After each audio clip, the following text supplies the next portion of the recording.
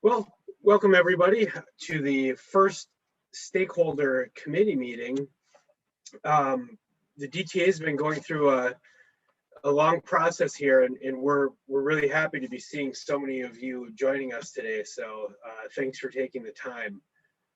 Here's a look at the agenda. First, I'll do a quick introduction about myself and what you're all here for.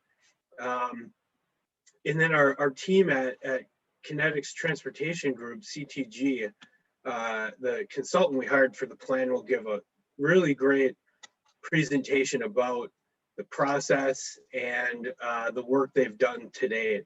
So a lot of you who maybe aren't familiar with the DTA or mass transit, you'll have a really good understanding after you see all the great information.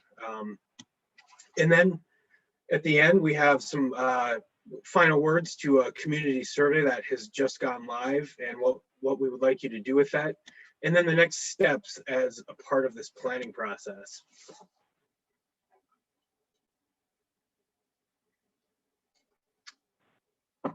Thanks, Matt. So this meeting we're recording, you'll see the little recording button there. And what we'll do with that then is post that likely on just our website as an opportunity for those who've missed or others who might be interested in the presentation and learning a little bit more. In addition to that, we're going to have all kinds of information on our website and more. We've got a lot of different groups here, and our board of directors and staff have also been invited to this meeting.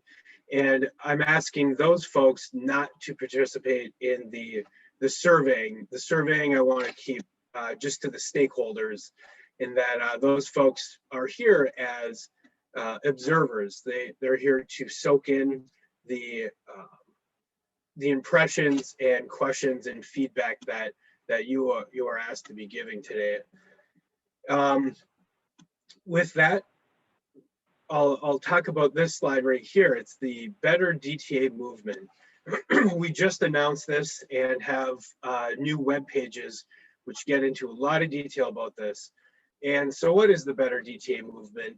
It's made up of 3 subcomponents, which all have different parts underneath it. So the first one is better bus stops, and that talks about what bus stops mean. They're our front door to our service.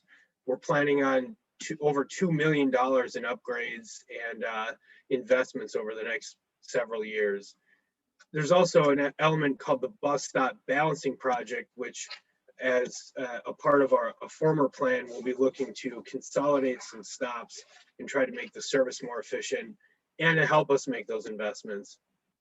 Then we've got better technology, and this is a really exciting one. We have a new mobile app coming out in a couple of months. It'll have the ability to plan your trip, to track your bus live. It'll give you updates of how far away it is in minutes and give you paths on where to walk and how to ride the system. And there'll also be mobile payments on there. So you'll have a whole bunch of options of our fare media where you'll be able to pay for your trip just simply on your phone. We've also done a lot in terms of a new fare box. Our entire fleet has new fare boxes, transit signal priority, and a whole bunch more. So these are live pages where we're going to continuously add to them as more things come out and are available. And the last item there is the Better Bus Blueprint, and that's what we're all here for today.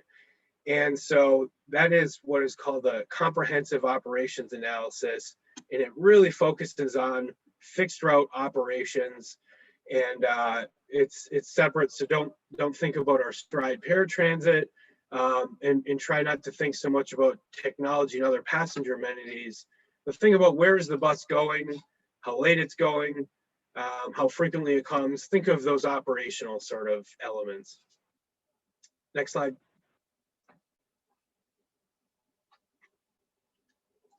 So why are we doing this plan? So COA is comprehensive operations analysis.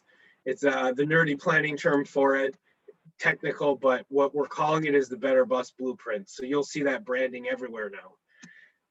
In 2017, we had what's called a transit development plan, similar process to this, but a little bit at a higher level, really more about the entire organization. And what we heard loud and clear was that the community really wanted more frequent bus service, and they wanted the system to be less complex. And we heard from a lot of people that it was really hard to understand the system, where different routes are, how to, the different fare structures, a lot of elements to it, and how do I use the bus in general.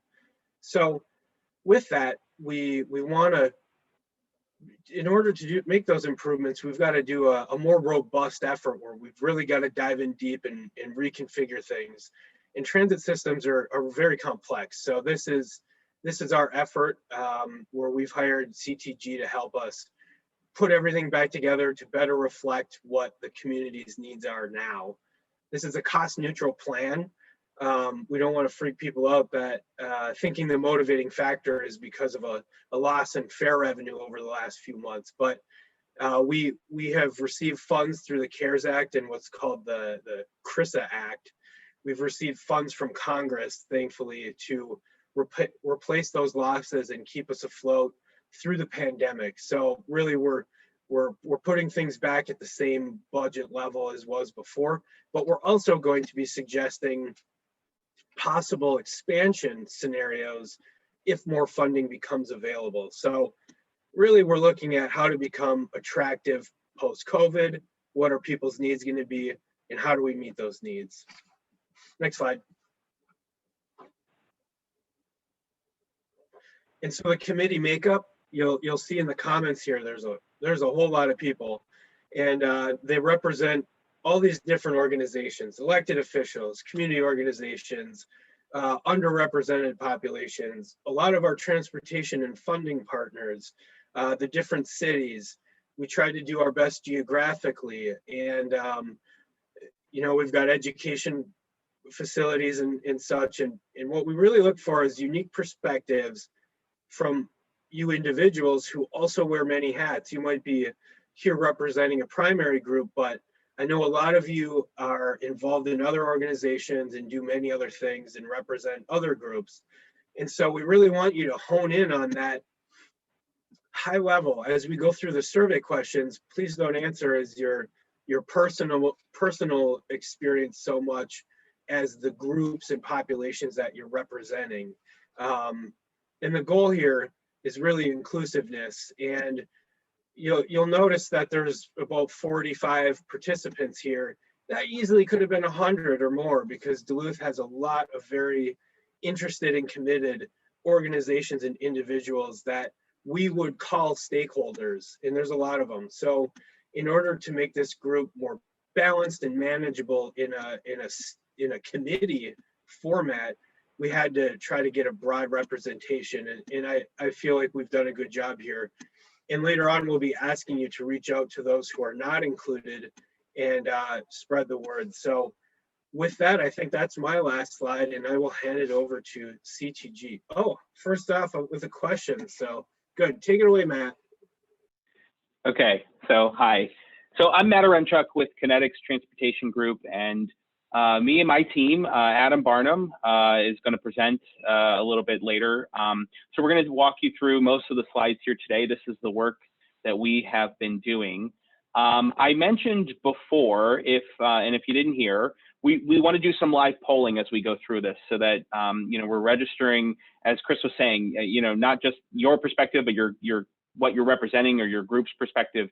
And so the first one we wanted to ask here is, what type of organization do you represent? And, some of this is just to get a feel for, kind of the breadth of the stakeholders that, and as we were talking about this over the last couple of days, Chris was pointing out, you may wear many different hats. You may be, feel like you're part of a school group or, a housing group. And so you might be able to check more than one of those. So the instructions are to go to menti.com, and you'll see that code across the top, 5258735. And if you go there, you will be able to choose the organization that you represent. And we have the results hidden. I will unhide those in a minute. So if people could go there, we'll just take a couple minutes here to vote. And it looks like it says 6. I don't know if that's, if more people have voted than that. And, you know, frankly, we can just show the results here and then watch them come in, which is kind of fun.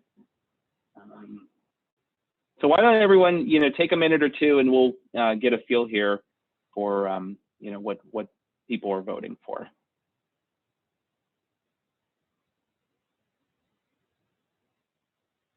And I guess I didn't plan anything to say while we were voting. I will say this, and I guess, you know, this will only apply for the first question, because when we get to the next one, to Chris's point about the community participation, you know, I'm based in Chicago. My team is based in Chicago. Kinetics Transportation Group is headquartered in Atlanta, and so we work all around the country. And I have to say, this is my first time working in Duluth, although I've worked in Minnesota on many projects down in the Twin Cities. The community participation has been excellent. That's really exciting to see. And I can't tell you how many times I've, you know, done a meeting where you just don't have, you have a lot of apathy in the community for public transit. And that's not, certainly this is a much better way to go. So, so for that, thank you very much. Is everyone able to do this? I guess, why? Oh, wait a minute here. It looks like we only have 6 participants. You know, we when we were testing this out,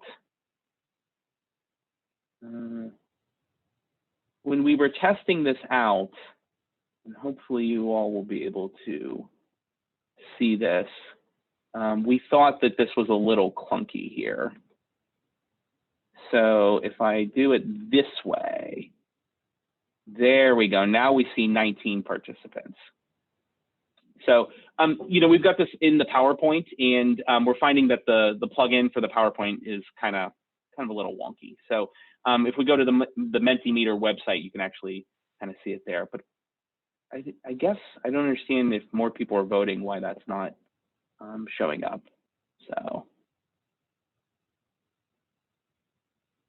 So Chris, do you have any comment here on sort of the expectation, or? Thank you, that's right. I have to unmute you. Oh, goodness.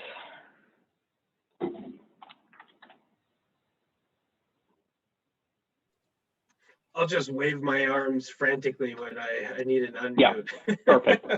Again, if any DTA staff or DTA board of directors got in a little bit later, I am asking that you refrain from responding in this survey. We will certainly get feedback in other ways, but this is strictly for the stakeholders today.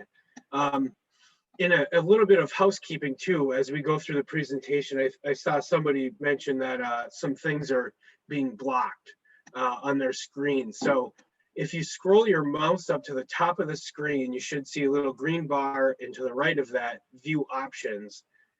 And within that, you should see exit full screen mode. And from there, the webcam should no longer be blocking the slides. So hopefully that'll help there.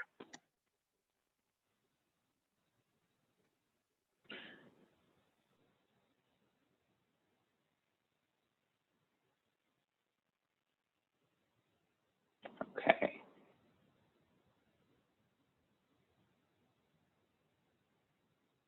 All right, so we will give it one more minute here, and then we'll move on. But I think this is kind of interesting. Just the schools. That's really, you know, 24% representing schools, and you know, you may represent schools and something else, right? I have kids in school, and certainly feel like I'm a stakeholder in public transportation from that standpoint. But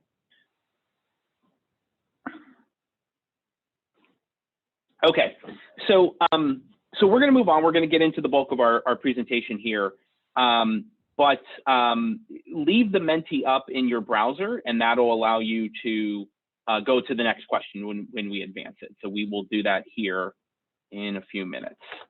So I'm going to switch back to the PowerPoint where the plugin did not work, and we're going to move on. And so what we're going to do here today is, you know, we looked at the agenda. There were a couple things. We want to talk about what is a COA and sort of what we think about when we go through route planning, and then we'll get into the more specifics of Better Bus Blueprint, and then what we're seeing with the existing system. You know, as I mentioned before, you know, my name is Matt Arenchuk. I'm a project manager with Kinetics Transportation Group. I'm based in Chicago along with Adam Barnum and Joshua Woods, who are on the call today. You know, CTG, we do this work. We're kind of a niche consulting firm. We do transit operations planning all around the country. So you see the map there and all those little dots. Those represent different projects that we've worked on, including a lot in the Twin Cities, like I was saying earlier. Things like the Riverview Corridor, the Gold Line, Southwest Light Rail, Botnow. So we do have experience in Minnesota. And then there's a couple of call-out boxes you see there. These are different COA type studies. We've done big to small and everything in between. So Queens bus network redesign in New York City, Denver RTD are obviously very large systems. But then smaller ones like Louisville, the TARC system, and then Tulsa Transit, to name a few. And you know, the experience with each one is a little unique, but the transit planning principles really do apply. And those are the kinds of things that we are bringing here to the Better Bus Blueprint. Now, in terms of a COA, a comprehensive operations analysis, you know, there really is a whole spectrum of different things you can do when you do a route study or an operations study. And so the graphic you see here is just to try and illustrate that. On the left, you see an existing network. And then when you hire a firm like CTG to do this, so the question is, well, what do you want to do and how much change do you really want to take on? And so from left to right, route optimization study is kind of the least amount of change. You're really just optimizing your existing network, but you want to keep a lot of things in place. You know, you're basically saying it works pretty well. We just need to tweak a few things. In the middle there, you see comprehensive operations analysis. That's where you want to keep some things intact within your network, but you're starting to take on a lot more change, that you're really interested in adding new services or adding different places where people want to transfer. And then network redesign is kind of the wipe the slate clean approach. That's where you really want to start over. And if you compare that network redesign graphic to what the existing network is, you can see very little of it is the same, right? And so when it comes to Duluth and DTA and the Better Bus Blueprint, we actually don't know yet exactly how much change. In fact, that's one of the questions we want to ask you all today, is appetite for change. But some of it is based in, you know, we're still figuring out what works well and what doesn't work well and how much of that should change. And so we really don't know yet how much. I can tell you it's probably not going to be a route optimization. It's probably going to be much more of a comprehensive operations analysis, or maybe even a full wipe the slate clean approach. The one thing about Duluth that you learn pretty quickly is it's pretty compact. There are only so many ways to get around. And so that probably suggests that many of the routes are going to look in some form or fashion similar to what they do today.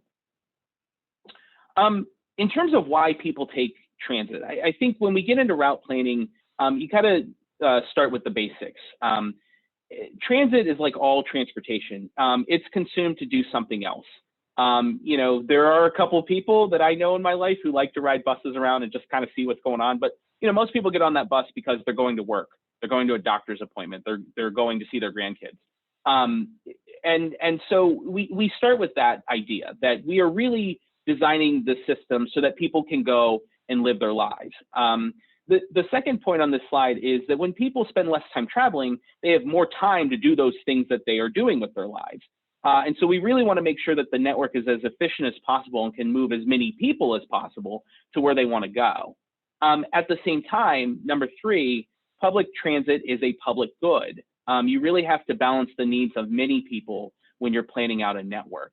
It's not about one trip, it's about doing the most good for as many people as you can. And so that's where we start from. You know, that's what goes into planning a transit network. In terms of actual route design, these are the kinds of things that we think about. You know, how often does the bus come? Should it come every 10 minutes, every 30 minutes, or every 60? Where does the bus go? Should it be a small loop route, or should it go 20 miles out into the countryside? Can the bus operate reliably? Are there traffic issues? will it cross a railroad track and be delayed because of that? So you want to make sure that you're planning your route so that it is reliable. How often should the route run? Should it run, just weekdays? Should it run 7 days a week?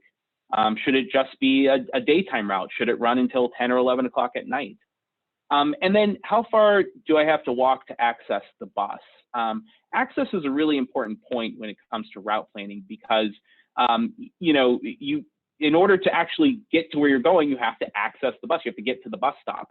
The fewer bus stops you have, the faster your route can go. But at the same time, people have to walk farther. Maybe you're not as attracting as many people if they have to walk a half mile down the road. So there is kind of that balancing act when you're thinking about bus stops and access and transit operations.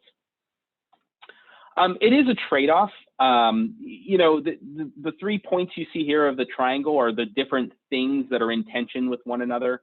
The thing about public transportation in the United States and in Duluth specifically is it is underfunded, that there's just a finite amount of dollars to go around. And usually what happens with the triangle here is that you fix the how much does it cost to operate point, and then you kind of adjust the how many people does it serve and how quickly can you get there.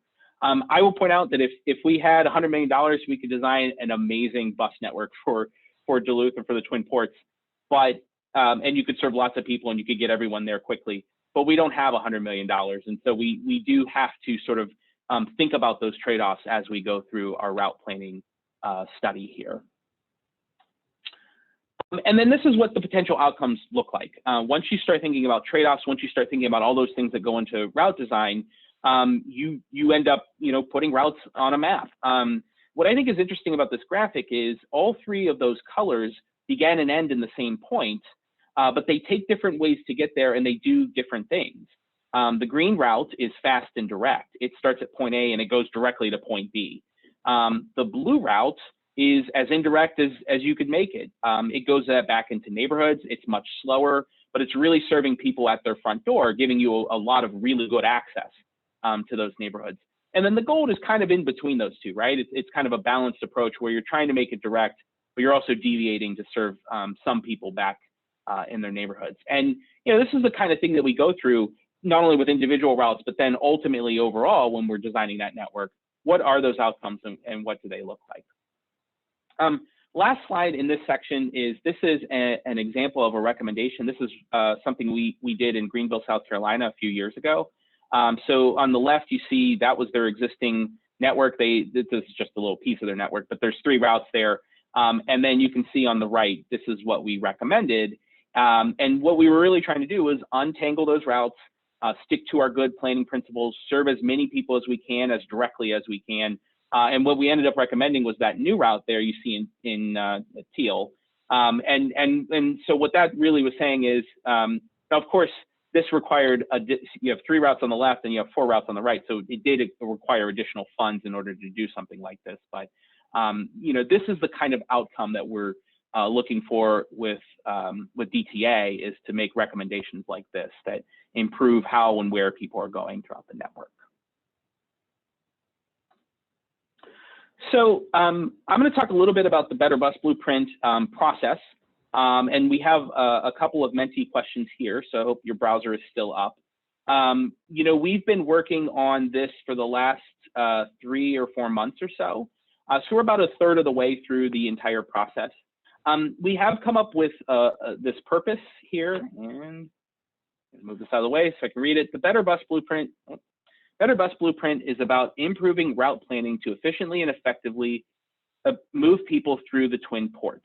So that's the purpose that we're starting with. And this really gets back to all those slides I was just showing about, good route planning and how you effectively deploy your resources to move as many people as you can through the network. This is our phases. We have 5 phases of this study. You can see in purple, we've got phase 1 and phase 2. That's what we've been working on the last 3 or 4 months or so. Phase 1 is set guiding principles. So we need to understand what are those things that are going to guide the study, what's most important to the community. And then phase 2 is understand existing conditions. In order to not only make a recommendation, but measure how that will improve the network, we need to set that baseline by understanding the existing network. And so a lot of the slides you're going to see later on from Adam are about setting that baseline, and here's what the data is telling us about the DTA network.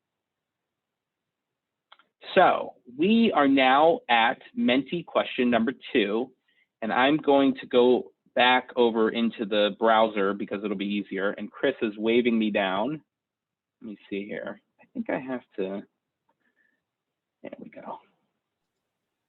Yeah, maybe when you pull up that other screen, it won't be an issue. But right now on your slide, there's like a black bar with joysticks like right over the address. And somebody else brought up, okay. Somebody else had brought up too that you can also do this on your phone as well. So if it's not just hold to your desktop, you can look this up on your phone too to answer here. The bar is like all the Zoom stuff, and it does go away, but I don't know how you make it go away. Maybe. It's like, it says like B and O or something with like a joystick. There's like a black bar. Oh, that thing. Yeah, that's on the computer. So it was covering up the Menti code. Okay. So so hopefully you can see it here, 5258735.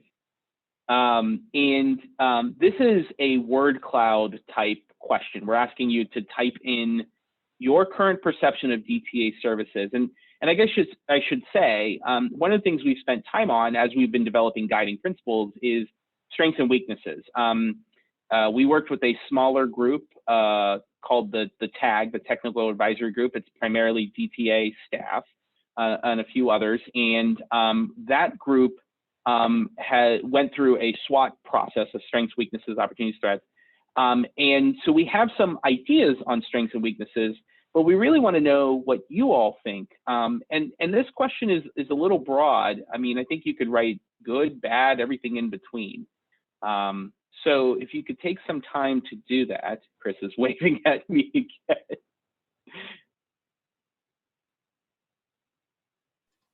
Thanks, Matt. I did want to make a point here too, that although DTA staff and board members on here, don't be shy. We promise you won't hurt our feelings. We want you to be open and honest about that. And we really want this to be a learning experience for all of us. So please don't hold back and be honest with your answers. Thank you.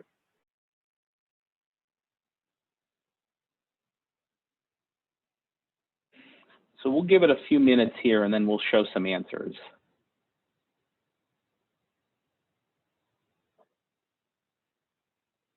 And like I was saying, the tag, went through strengths and weaknesses. And so we have some of those, and we'll share those here on the next couple slides. But before we do that, we want your all's opinion of this. As a consultant, we go all around the country. We do these studies, and I just like the community participation. I think one of the things that's been really interesting to me is just I think the transit system is well supported in the Twin Ports. I think the funding levels are good relative to the size of the community, and that we've seen a lot of things that. Well, I'll put it this way. I've seen other places that are about the same size that don't have, half the ridership that DTA has, or at least the pre-COVID ridership. So, okay. I'm going to show results. And Chris, I should unmute you again because I want.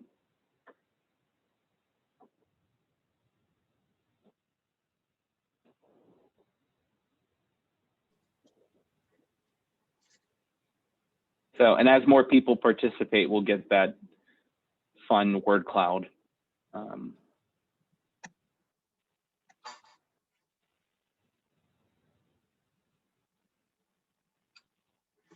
Matt, do you want to kind of explain the limitations of the word cloud here? Yeah, so Mentimeter, which I think does a good job in a lot of respects, but we did this word cloud once before and found this actually looks a little better. I think before the words seemed to be all the same size, but I can see affordable and reliable pretty large, which you would think in a word cloud means that multiple people have said that, you know, that's why it's larger. So maybe they changed something. Maybe, you know, maybe enough people complained about it that it looks a little different. But in Matt too, for a rough count, we're looking at about 39 total participants, and 13 or so are staff and board. So the number we could be looking for down there is about 26, I think. Yeah, so just sort of to start talking about this as the last few people, I like that inconvenient and convenient are right next to each other. I mean, I think that's actually kind of perfect because, first of all, this is subjective, right? So your opinion is your opinion, and a lot of the route network and how convenient it is dependent on how the routes are designed and where they're going.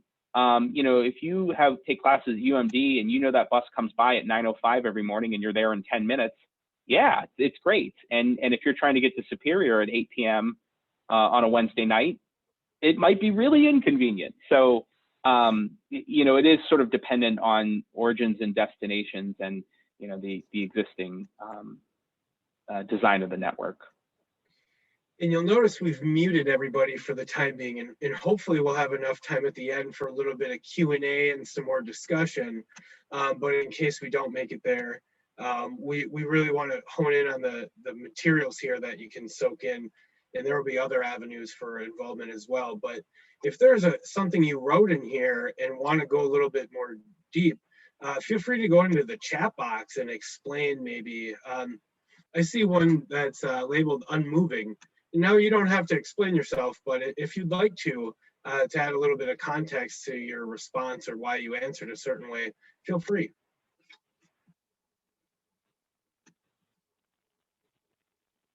Yeah, I think undervalued and underappreciated.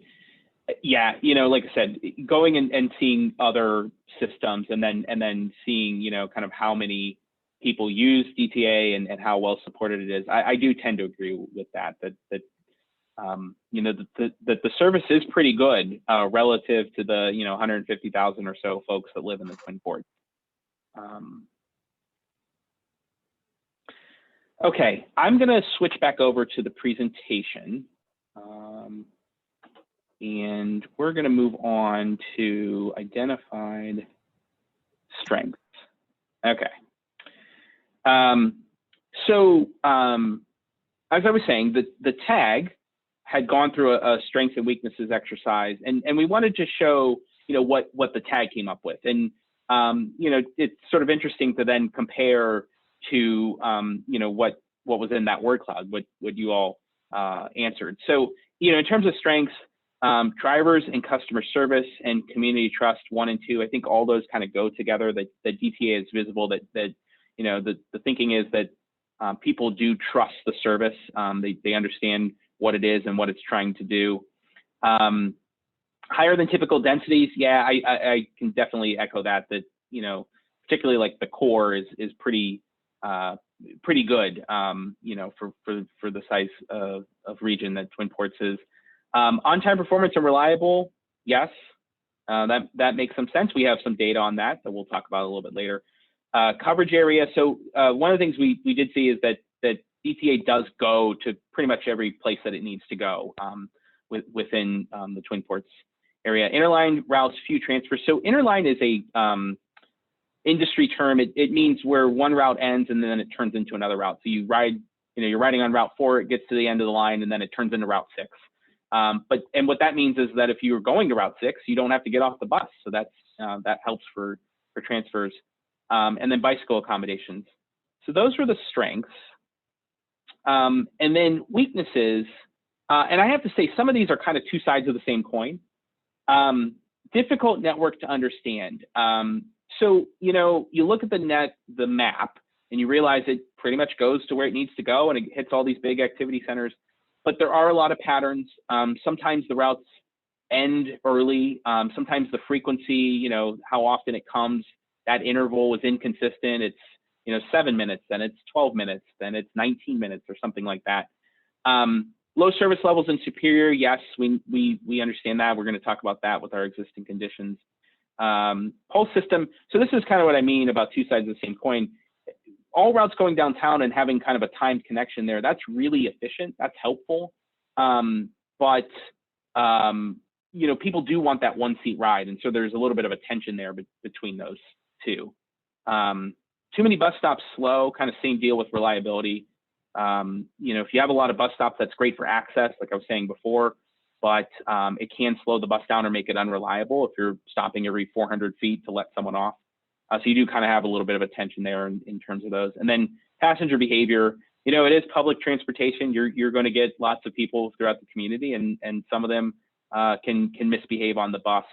So we know that is definitely something we hear that, you know, pretty much everywhere that we work about passenger behavior. Okay, so during the strengths and weaknesses discussion, the tag did come up with a set of guiding principles. And these are in no particular order. Well, the order that they're in is basically smallest to largest, because I wanted it to look good. But these are the principles to guide the better bus blueprint. These are the things that we want to see out of the study. And so, you know, we want the recommended network to be equitable. We want the recommended network to be resilient. We want it to be scalable.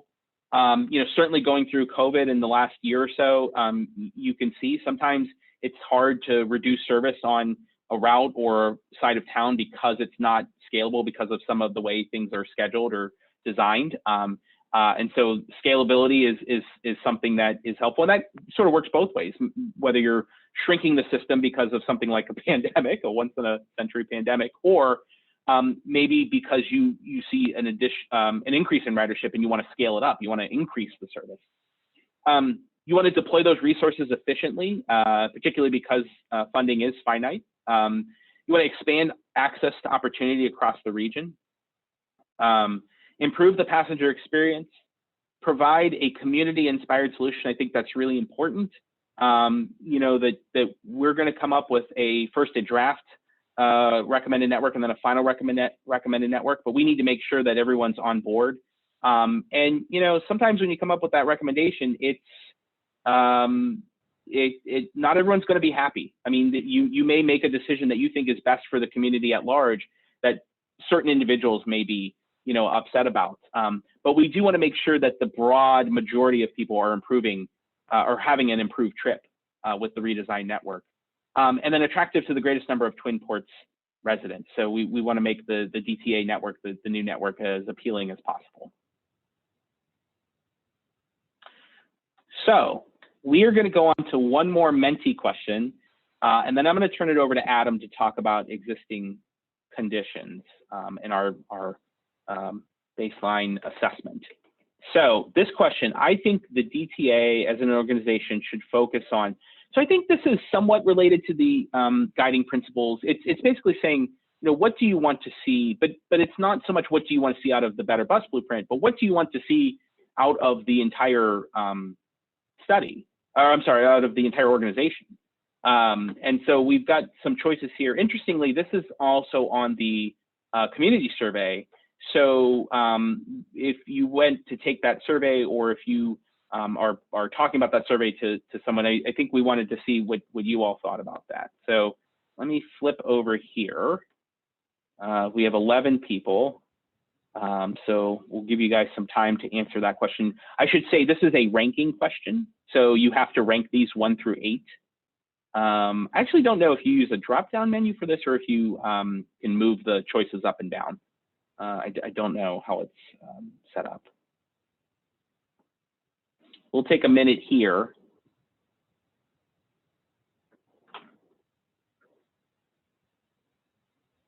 It is drop-down. Thank you.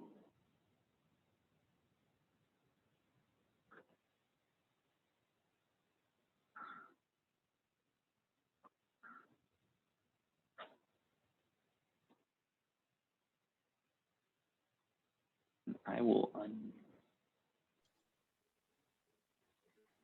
And again, to Matt's point too, think of it from your organizational perspective. Anything of your kind of individual experience or opinion, this question is also on the community survey, which we do encourage each of you to take wearing your own shoes.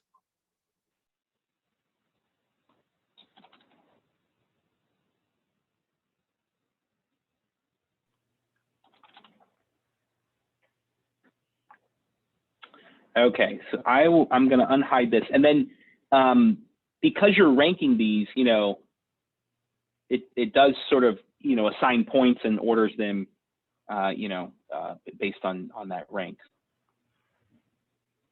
Okay, so and it'll be interesting to see, you know, like I said, with the community survey, if the community at large, you know, it'll take a few weeks to get those results, but you know, interesting to compare that to you all and to see, you know, sort of what people think. So number one is serving areas of higher ridership potential. Okay. Number two, increase access to employment. We have a slide on employment coverage. Number three is increasing ridership. I do think 3 and 1 are related, but slightly different. You know, I think it comes down to ridership potential versus, you know, just generally increasing ridership. I mean, maybe Superior is a good example of that, where you know, the 2 routes that currently serve Superior. I think the question is that the right amount of service levels there, and whether there's potential if more service was added in Superior, what that might, you know, look like. Fourth, operating efficiently. Fifth, equity and social justice. Sixth, focus on renewable, eco-friendly operations. 7, service to every household. You know, I think 7 kind of comes back to some of that question of, you know, those slides about how do you design those routes?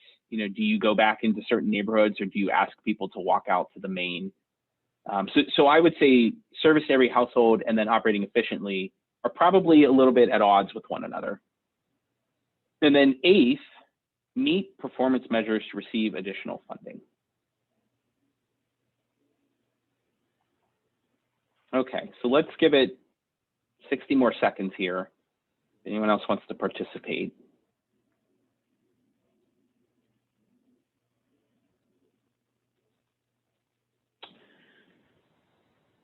So yeah, so this is good. I think we can you know, use this to understand you know, how you as a stakeholder group, a body, are thinking, and then, you know, like I said, sort of how does that line up with those guiding principles and the outcomes of the Better Bus Blueprint.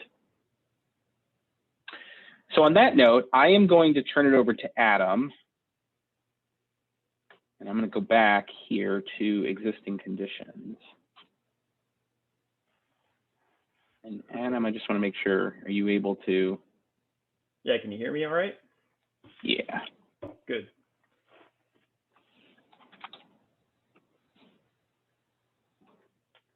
Okay. All right, perfect.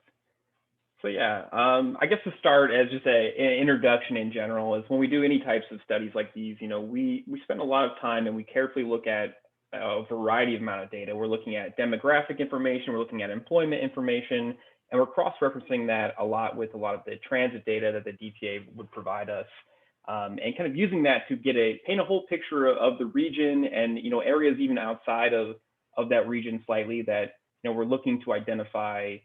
Are areas getting served by transit? You know, is there a good coverage in terms of a lot of people being served? Are all the jobs being served? You know, how is that transit system operating? And we really focus on these 2 kind of key metrics where we're looking at populations and jobs first, and then we'll talk about more of the transit and service analysis that we completed as well. So to kind of start any of these studies, we have to define a study area, and kind of looking at this map that we have here on the right. What it's actually showing is it's showing the existing DTA routes, and so those are kind of those lines that you'll see throughout, as well as this orange area, which is actually the urbanized area. So this is the area that the DTA primarily operates in right now. This is where the majority of the population is, and the census defines that as the urbanized area that covers the Twin Ports region. And so not only are we looking at where the DTA is currently serving, but we're looking slightly outside of that. So you'll see kind of that dashed line outside of it, and we're looking at this buffered area that we're trying to capture other populations, other employment centers, any other thing that we can think of that, you know, might be of interest that maybe service, maybe not today, but in the future could expand to, or kind of looking for areas that we might want to serve. And so just kind of as a quick outline of what we're looking at, this is, again, a little bit expansive of just the kind of current service area, but we are looking at an area that has about 150,000 people, and there's about almost 88,000 jobs in this area. And when we're actually looking at it, we like to look at the existing route structure and look at, you know, a buffer of a quarter-mile, which is your typical walking distance. And we like to see how many people and jobs really fall into that. And to our surprise, when we actually were going to this, the DTA has really good coverage. They're providing, you know, a transit route to areas that covers most of the population of the region. So 75% of the study area population is covered within a quarter-mile of a DTA route, as well as 86% of the jobs are actually covered within a quarter-mile of this. And now if we go out a little bit further, we're starting to get, you know, a slightly higher increase. We're actually covering a lot of the jobs, as well as a little bit more population. Now, if you were actually just to look at that orange area, the DTA actually covers even a higher percentage of the population and jobs, because a lot of those are actually concentrated in that area in itself. But we will review these demographics here one at a time. This is just the primer. This is the general area that we are looking at. So the first thing we like to do is look at demographic information. This is primarily from the US Census. We're not going to cover everything today. We have a very detailed report that looks at all kinds of things. And just for the sake of time, we're not going to be able to cover it all today, but the DTA can provide some more details on that if anyone's interested in that. But as we go through this, we like to typically start with looking at, you know, where do people live? What are the population densities? So on the right, we have a map of population density. This is looking at a population per acre. All the areas that are darker, the darker red colors indicate that there is a higher density of population. And for those who are familiar with this region, you probably aren't that surprised by what you're seeing. A lot of these things that pop out, downtown Duluth, a lot of population down there, UMD, West Duluth, and along Grand Avenue, as well as Superior, especially downtown Superior, has a lot of high population density. And then going on to the next area, you know, we're going to talk about two other things here specifically. We're going to talk about, you can go to the next slide, Matt. We're only going to talk about two other characteristics, and I'll explain that why in a second. But really, you know, when we look at transit ridership, we do like to look at vehicle ownership and low income households. So we're really looking at these certain types of populations that if you don't have access to a vehicle, you probably are more likely to you're more likely to ride transit because you don't have other means of getting around, as well as the lower incomes. You can't afford vehicles, you can't afford to maybe get around. These people are more likely to take transit in these situations. So we do like to try to identify these areas, as well as a variety of other demographics. But when you're looking at these areas, you know, a lot of the same things when we talk about population densities do kind of pop up. So we're looking at downtown Duluth, there's lower vehicle ownership. There are a higher amount of low income households, as well as West Duluth, Superior, and then UMD pops up as well. And then on the other side, so we kind of looked at the origin side, and that's really where people live and those characteristics. But then we look at, you know, where they work, where they're going to be traveling to the majority of their life, you know, Monday through Friday, typically, you know, where are you typically going to? And we like to assess not only where these jobs are, but what types of jobs they are. So the map on the right is showing the distribution of jobs and based on magnitude. So the bigger those dots are, the more jobs that are in those areas. And we also are assessing that within our quarter-mile coverage area. So we talked about, you know, being within walking distance of a DTA route. We're trying to assess, you know, how many of these jobs can be walked to from a transit route and access really from a transit route, and also looking at those industries. So, you know, we mentioned before it was a really high amount that are actually within near these near the routes. It's about 86%. And when you look at the industry breakdown of this, again, it's probably not a surprise to you guys, but healthcare is the #1 kind of employer in the region. And you're looking at Essentia Health, St. Luke's, the variety of medical centers around. A lot of people work in the medical field in this area, and that kind of jumps out. As well as educational services. Obviously, UMD and the other colleges and schools that are around, a lot of educational employment. We have retail trade, Miller Hill Mall, other retail centers. Those are popping out, as well as transportation warehousing. Obviously, it's a port city. We have, you know, Rice's Point, lots of transportation warehousing areas that do provide a lot of jobs, as well as, you know, entertainment and food accommodation services. And so when we look at this, and you can go to the next slide here, Matt, when you look at this, we like to also assess, back one. We like to assess not only where we're covering the jobs, but also generally when we talk about that study area outside of it, are there any other areas where there's major job employment that we're like, hey, we need to really make sure we serve these areas, maybe future services, maybe that's extending routes, can we identify these areas? So kind of to start that conversation, we're looking at first the largest generators in the area, and we talk about those industries. And again, it pops up, it's like Essentia Health, it's a really big employer. We have that Rice's Point area, UMD, St. Luke's, the West Duluth area. There's a lot of jobs concentrated in these areas, a significant amount for the region. And then when we're looking outside, we have a few circles on the map, these blue and red circles. We're trying to identify some clustering of jobs that might also be worth serving in the future. Some of these are on the fringe. So there's a United Healthcare, which is one of the red circles, as well as a retail area that's just west of the Miller Hill Mall. Those areas are right on the fringe where maybe they're already kind of served by transit and our data is just slightly, off on that. But generally we like to locate these areas like maybe there needs to be more service there. Maybe we need to concentrate things in the future. So we're trying to identify where these jobs are and maybe where to extend some of the services. And then some of the other blue circles we have on here, you're looking at kind of just south of the Duluth airport, where up US 53, there is some retail areas, about 1,000 jobs or so that are concentrated there. Might be difficult to serve, a little more spread out, but something that we'll keep in mind where we're kind of going through this. As well as just south of Proctor, it's kind of a hotel and sport event center and a small commercial area. Maybe that's worth serving. There's about 500 jobs there, as well as an industrial area that's kind of east of the Richard I. Bong Airport in Superior, where again, it's a little bit harder to serve, more industrial, a little bit spread out, but there are jobs that are kind of concentrated in these areas that we will kind of consider and look at in the future as we go through these. So after we kind of look at all this demographic information, I did mention we had a lot more demographic information. We kind of consolidate those in terms of where people live and where people work, and we consolidate it into this index called the Transit Propensity Index. Now, what does this index mean? And really what it helps us identify is people's willingness to ride transit. And so we actually use all these demographic and job information and we merge them together to this index that allows us to focus on areas that's going to identify where we think transit ridership will be produced based on characteristics. So we do this in two ways. We look at origin, again, that home side, as well as destination, mainly job side, where we're combining different metrics. And these are slightly different than what we just went through, but they all kind of go together. So some things that we looked at were like household density, again, low income, low vehicle ownership. We looked at students, we looked at population over the age of 60, we looked at minority populations. That's kind of taking into account to half of the score. And the other half of the score is all job-based. So we look at total job density, where are these jobs located? We're looking at low-income jobs, and we're looking at relevant job sectors. A lot of these are, hospital workers and health workers. We're looking at retail employees. We're looking at educational employees. We're looking at people primarily that we think are more likely to take transit. And when we merge those together, we're coming up with this map on the right. And I want you guys to pay attention to specifically the blue areas and the dark blue areas.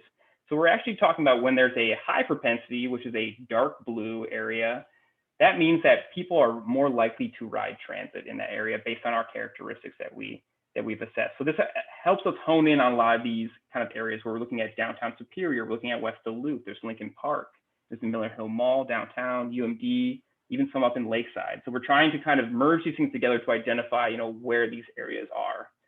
And then Matt, as you go on to the next slide, what we do is we take this index and we cross-reference it with DTA's existing ridership. And this is something what we call a latent demand analysis. Essentially, it's trying to help us focus on, where there's high propensity but low ridership. So that's telling us that there might be a chance that we can actually increase ridership in some of these areas. And so when you're looking at this map, there's a little legend on there, and to the bottom right of that legend, there is kind of like a little grid. There's a square that says HL. And we're kind of all in these red shades. And what that indicates is high transit propensity, but low ridership. And so when you look across the map, when you focus on just more of these red shades, those areas are telling us that there is that higher propensity, but there's not a lot of ridership that's being produced there today. And so those are some areas that do have some potential for growth in ridership. Now, when you're looking across, holistically at the system, the DTA does a really good job at covering these areas. And there is a decent amount of ridership in most of these spaces. So there's not any areas that have really high latent demand. You're not going to see a massive jump in ridership in any given area necessarily, but there's a lot of areas that have what we're just calling moderate latent demand that we can focus on. So like areas like West Duluth, the Lincoln Park, Condon Park, and Superior, various areas in Superior, potentially based on their demographic and job makeups, we think that there's the ability to grow some of the ridership in those areas. So we can kind of focus on those in our route planning scenarios to understand, maybe with the increased frequency, with a different routes that might take a different path, we can attract additional riders and increase ridership in that area as well. So the kind of the last thing we do in terms of this like market assessment is we like to look at regional travel patterns. And one thing, especially in this kind of crazy world of the COVID-19 pandemic, is a lot of things have changed. And so what we like to do is we're using this data set called AirSage data, which is LBS data, also known as location-based service data. And long story short, that means cell phone data. To some extent, cell phone data can be obtained, and we're actually looking where people live, where they work, where they move throughout a region, and we can identify these travel patterns with this data to really understand how people are moving through that region. And so we looked at two different situations, mainly because of the COVID-19 pandemic. We're looking in 2019, the fall of 2019, and we're looking in the fall of 2020 to assess, where people were going in 2019, and then during the pandemic, how has that shifted at all and changed?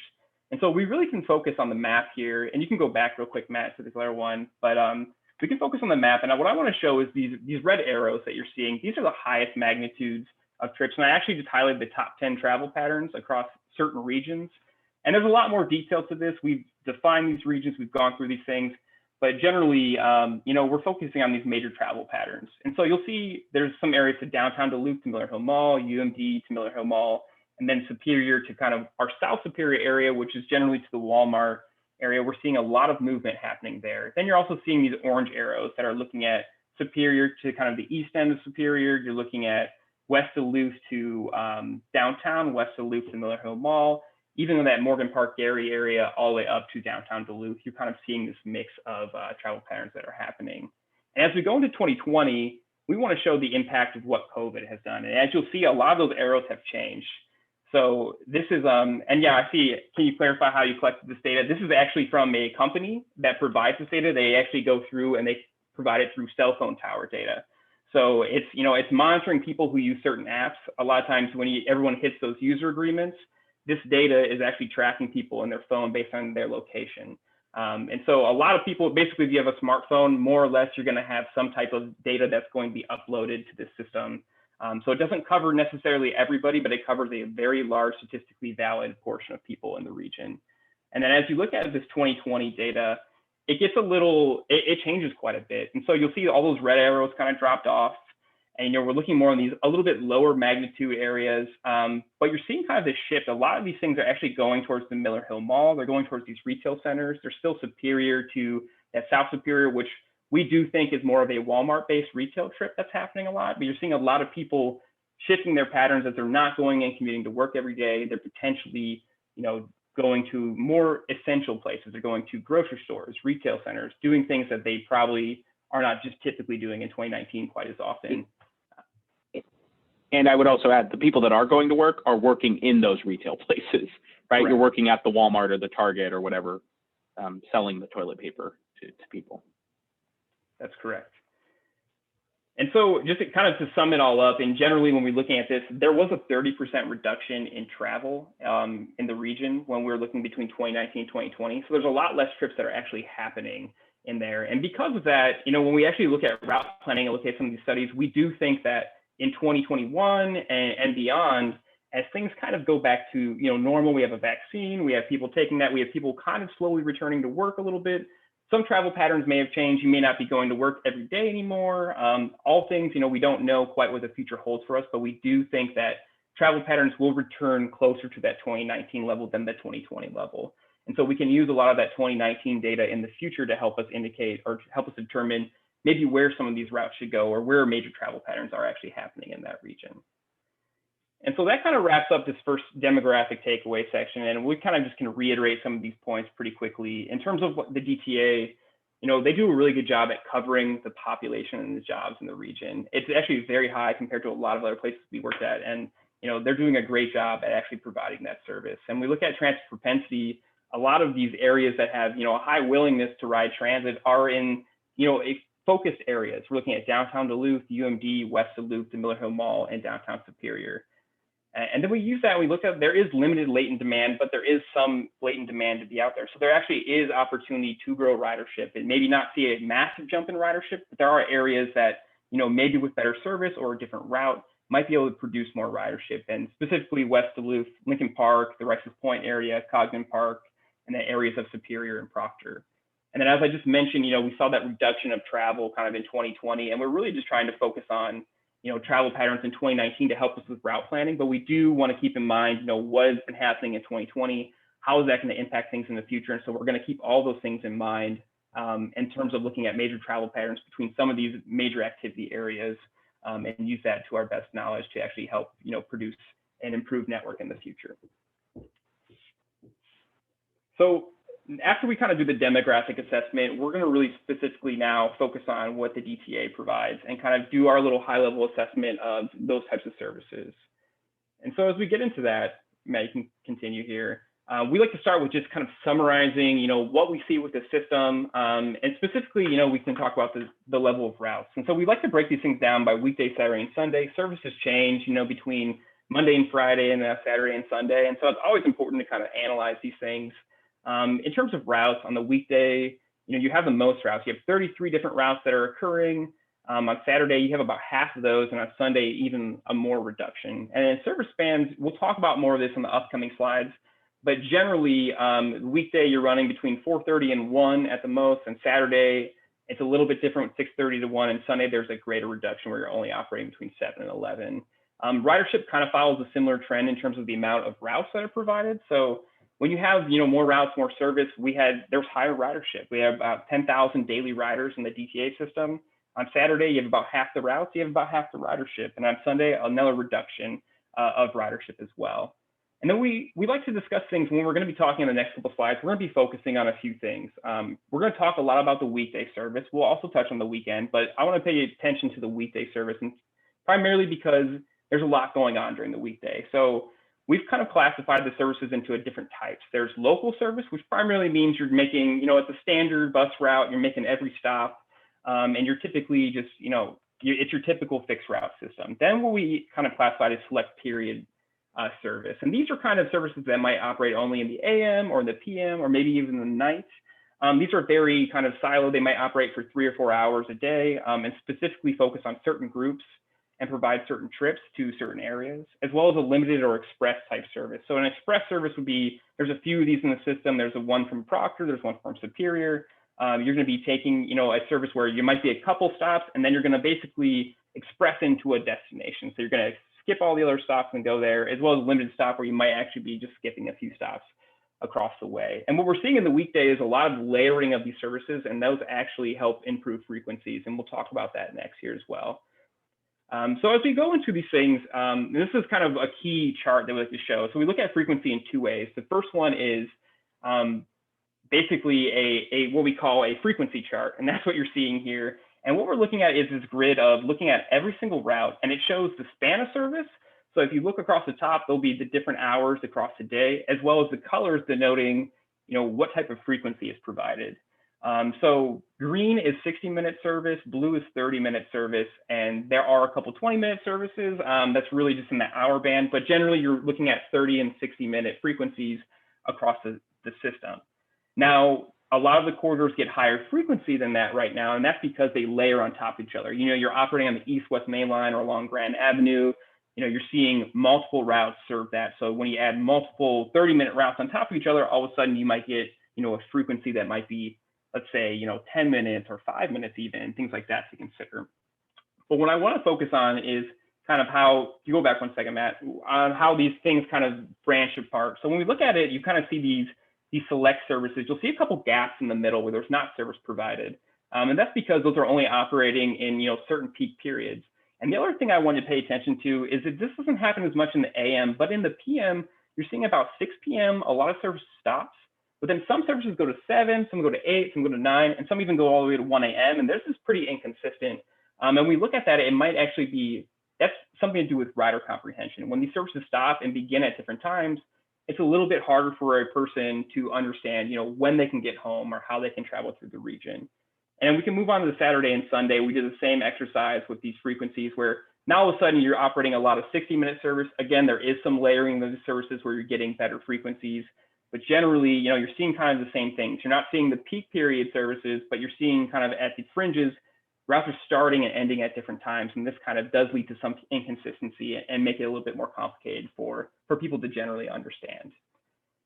And so as we move on, when we talk about frequency, not only do we have those frequency charts, but we like to look at what we call effective stop frequency. And this is that layering of services. So actually we're looking at the stop level and we're able to determine, what stops get what level of frequency at different times of the day. And so we're looking on this first map is looking at early AM and midday peak. It's essentially 3 to 2:30, 3 AM to 2:30 PM. And you can kind of see on the upper right corner, it will show some of the different time periods. But each of the dots represent different frequencies. So red indicating 10 minutes or better, orange is 11 to 20, yellow 21 to 30, and blue 31 to 60, and a black dot indicating no service. And so these are just averages. They aren't perfect, but it does give us as planners a really good idea of where service is being provided at different parts of the day and how that changes throughout the day.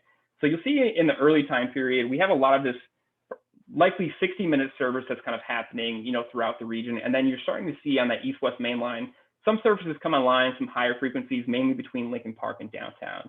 Then you go in the AM peak, and this is when a lot of the services come on. So we're looking at 7 to 9 AM. A lot of services are actually operating at some of their highest frequencies right now, and they're all layering on top of each other. So you see that east-west main line, basically all the way from west to Loop up to UMD, really having a lot of frequency. And we're seeing a lot of service going in there. You're seeing some frequency up to Miller Hill Mall. You're seeing service in Superior really operating with higher frequencies.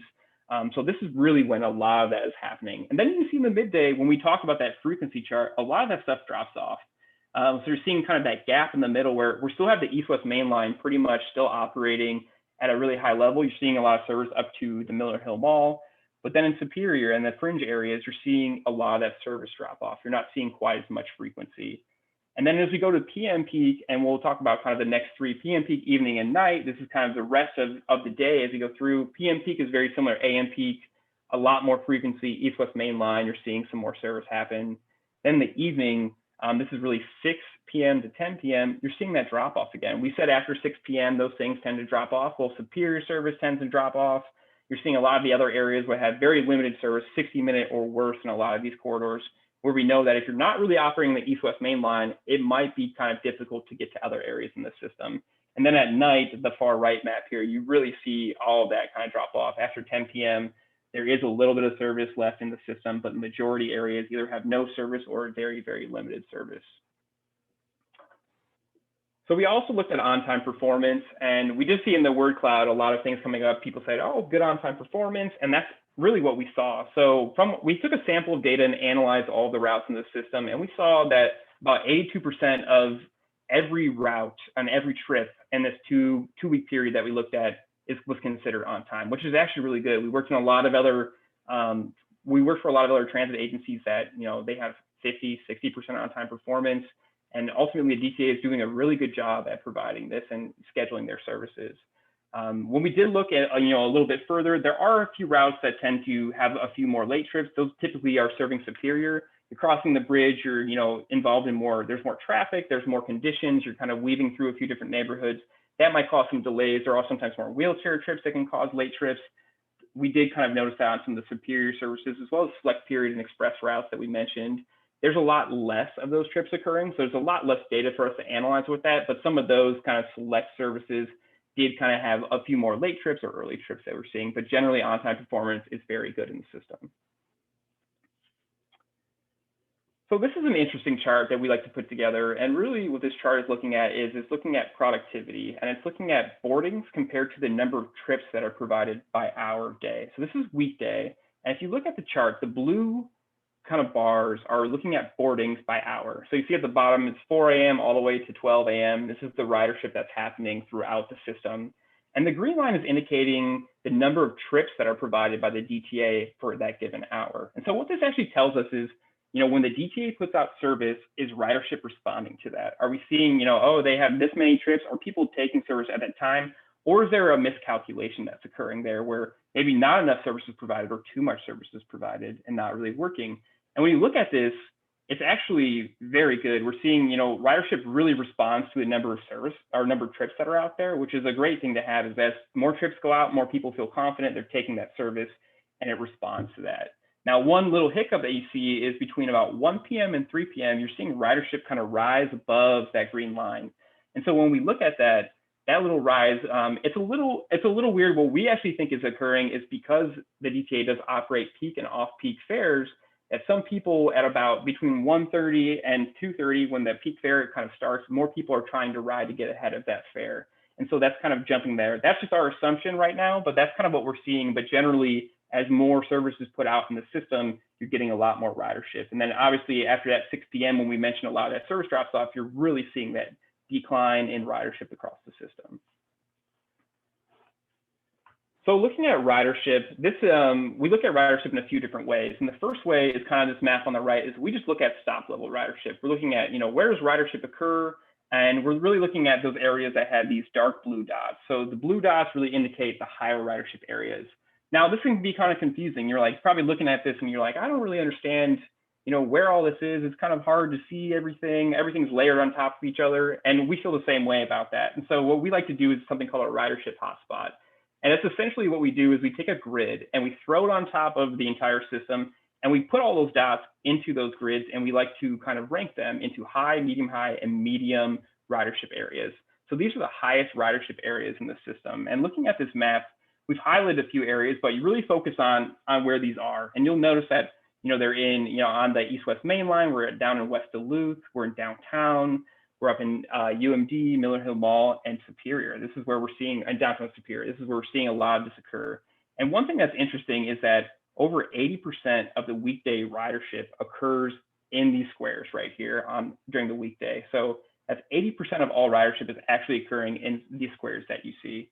And then as you drop off into Saturday and Sunday, there's still a lot of ridership still occurring in these same squares, but it's a little bit more dispersed. As people take trans on Saturday and Sunday, they might be doing a slightly different trip. So instead of focusing, they still are focusing on these key areas, primarily where they're traveling to, but they might be going to church, they might be doing more grocery store trips, they might be doing entertainment or recreational trips, and that spreads it out a little bit. But generally on the weekday, we know that a lot of the ridership occurs in these squares that you see here. So kind of diving in a little bit deeper to ridership, we do look at a lot of metrics in terms of ridership, in terms of service operations, and we cross-analyze all of those. And we'll talk about that cross-analyzing here in a second. But generally, when we just look at ridership by route, this is for the weekday. We separate into two things, into the local and the select period and express trips. So the select period and express trips are on the green on the right.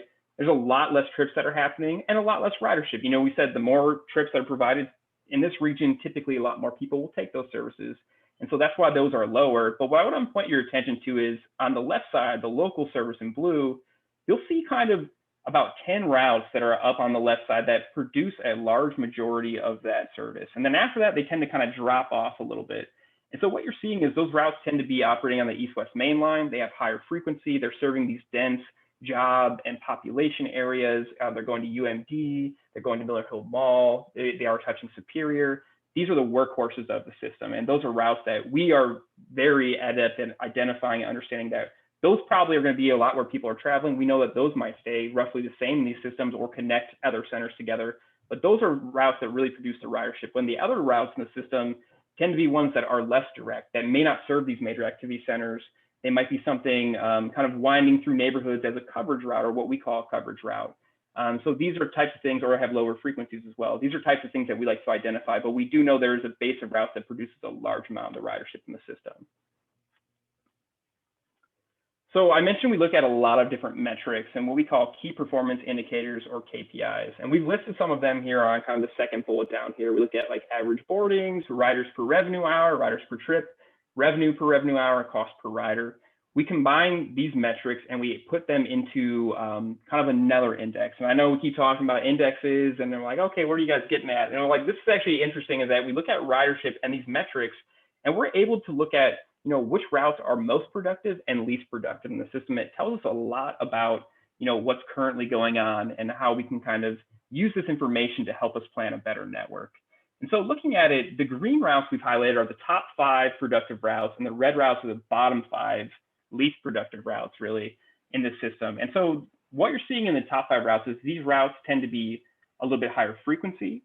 They tend to have, very direct routes. They're serving, downtown, they're serving the Miller Hill Mall, West Duluth, UMD. They're kind of operating through these areas that have high concentrations of population and employment.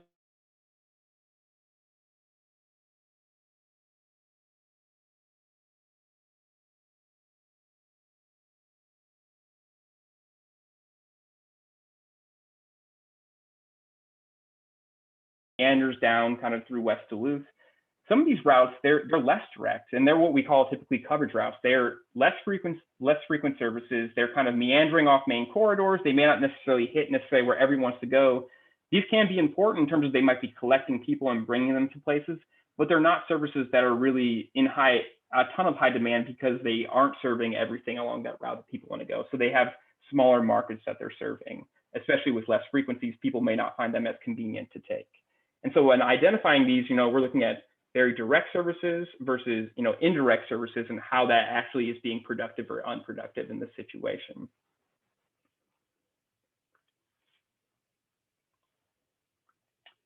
So the last thing that we looked at in terms of this is kind of comparing the DTA to their peers. And so we worked with the DTA to determine, what other agencies in the country might they relate to. And a lot of this is based on, similar population areas, as well as college enrollments and poverty levels. So as we go on to the next slide, we'll see that we looked at 2 things, and this is really just a brief summary of some of the stuff that we did look at. But one thing I want to pay attention to is the graph on the left.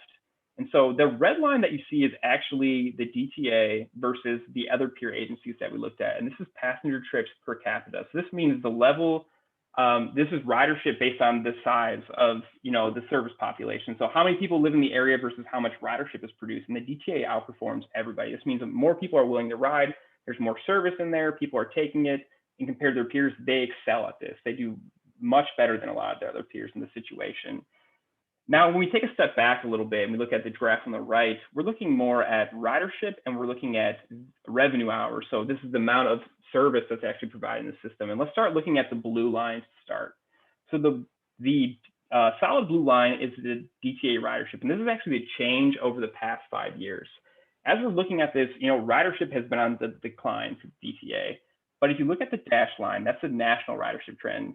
And nationally, as we've been working around the country, nationally, ridership has been declining these past 5 years. And a lot of it is just, it's hard to kind of justify, hard to change. But people, a lot of services aren't necessarily going where people are going or where they want to go. Often, we had a good economy for a long time. People, had the ability to afford cars and maybe weren't taking transit. Those are some of the trends that we're seeing nationally, and BTA has been following along the lines of that. The other interesting thing when we kind of change our attention to the green lines is this is that revenue hours that are provided. So the number of hours of service that are provided, and the DTA has been trying to basically fight some of these things in terms of ridership decline, but also test out new services and add frequency to services. And you'll see that solid green line really has gone up over the past 5 years. And so this is the DTA adding more service to the system, trying to help respond to some of these things. And nationally, they have not done this, and you're not seeing this. But one thing that is happening is as there's been additional, as you're seeing additional service be added, there hasn't been that big jump in ridership. So you're not really seeing ridership totally respond to that aspect. And so those are some of the things, maybe the system is frequency provided in the right corridors? Is it going to the right places? Are people's travel patterns changing? And how can we assess that system?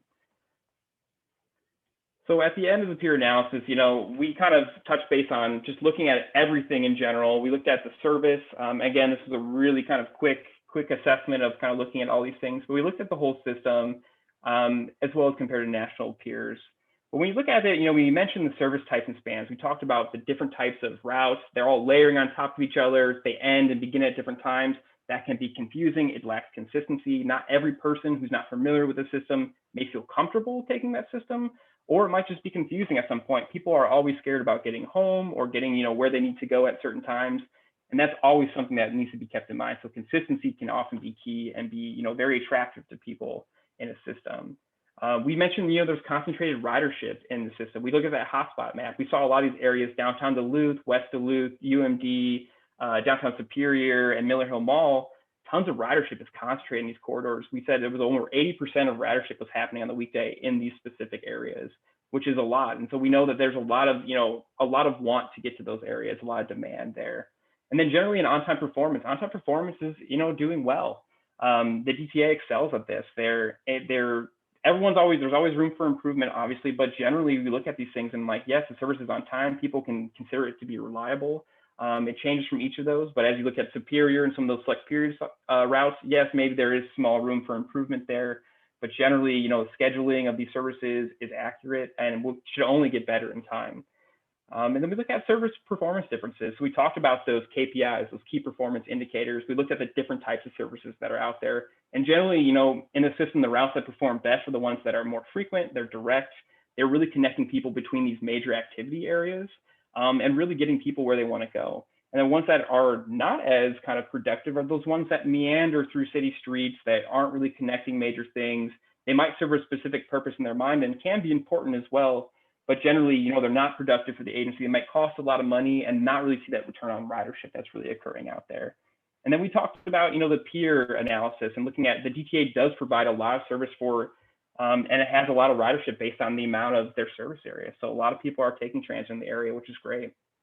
And then generally you look at national peers, it's like they are right in line with those national trends that you're seeing. So you're seeing, you know, that increase in revenue source that was happening, which is great, but you're not really seeing that ridership bounce back yet. And so that's consistent with national trends, but we're still hoping that there can be that increase in ridership with that improve of frequency, as well as kind of maybe adjusting some of where these routes go in the future. Hey, Adam, could you go back just one slide? I wanted to make a quick comment on that. Yeah, absolutely.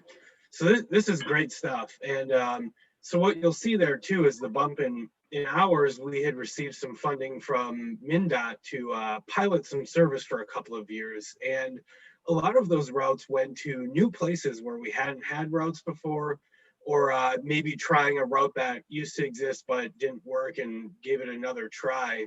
The ridership didn't exactly respond. You'll remember just before COVID hit, we did install some new frequency on some new lines and saw over 1,000 new riders a day. And that was only for a few days. And then the pandemic really struck, and that's when we saw the ridership take a nosedive. But an interesting comparison of doing different routes with different kind of goals in mind and how ridership had reacted at that time. Thanks. Great. So I'm sure you're all kind of tired of hearing me talk, and I have a few more slides left, and then we're going to kind of transition over to some more details. But, you know, as we went through kind of that assessment, we talked about ridership, we talked about demographics, and, you know, what kept popping up is these key areas. We looked at areas of, you know, downtown Duluth, UMB, Miller Hill Mall, West Duluth, and Superior really are these areas that concentrate of population and density, as well as these high ridership areas that we want to focus on. So what we like to do is then kind of dive in a little bit deeper and look at what we call, you know, an activity center analysis. So what we did is, looking at this map, we selected each of these areas and we drew a 1 mile buffer around them. So the dashed line is a mile radius around each of these kind of points. And from that, we did some more analysis. And what's interesting is, in these select areas, 66% of the weekday ridership of the DTA occurs in those circles. So that's a pretty high amount, just happening just specifically in those circles. And then of that, over 50% of the whole study area jobs are located within those. They're major job areas. A lot of people are traveling there for work or for, you know, retail and those types of things. So those are really high activity areas. But then outside of those areas, only 25% of the population actually resides in these areas in our study area, which means a lot of people not only have to, they probably want to get to these areas, but they have to get to these areas first in order to actually, you know, take the transit system potentially, or access these areas. So what's important is, you know, getting people to these locations, because that's where it's high demand, as well as getting them between the locations as fast as possible, which can be, you know, indicators of trying to increase that ridership in the future. So we're going to take just a quick little deep dive into each of these, starting with downtown Duluth. And I'll just explain this map on the right. So you'll see that kind of dashed kind of 1 mile radius circle around downtown Duluth. And this is centered around the DTC, the transfer center. And so as you kind of look at this, what else is on this map? We have total activity. So this is actually just ridership that's occurring here. And we're looking at those dark blue dots are typically with the higher ridership areas. As well as transit propensity. So that's underlaid on here. And again, a darker blue area is really indicating more, or where people are more willing to ride transit. And so we're kind of cross-referencing these things. And if you look at this specific area. Hey, Adam, Yeah.